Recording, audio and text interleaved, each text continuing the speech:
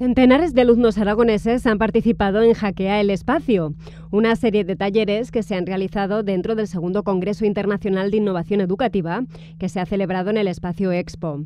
Maite Pérez ha explicado las novedades de este segundo Congreso Internacional y cómo influyen los participantes. En este segundo congreso hemos incorporado las propuestas que nos hicieron también los participantes en el primer congreso. Tengo que decir que hemos batido récord también a la hora de solicitar y de acabarse el número de plazas. Más de 1.400 docentes van a acompañarnos hoy e damos el pistoletazo de salida con este Hackea al Espacio, ¿no?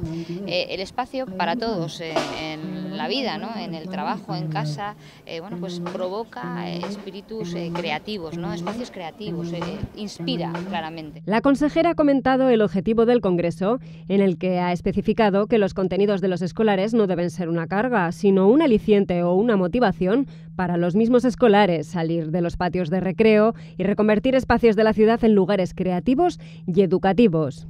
Varios alumnos de diferentes colegios de la Comunidad Autónoma Aragonesa han podido disfrutar durante todo el día de distintas tareas, como la realización de una maqueta de su clase, nenúfares construidos con tapones de corcho, palillos y papeles de colores, y una escalera de recuerdos con imágenes de sus familiares. Y también hemos hecho unas tiendas, hemos decorado tiendas de campaña y también hemos hecho muchas banderas. Hemos hecho con cajas hacer nuestra clase y decorarla.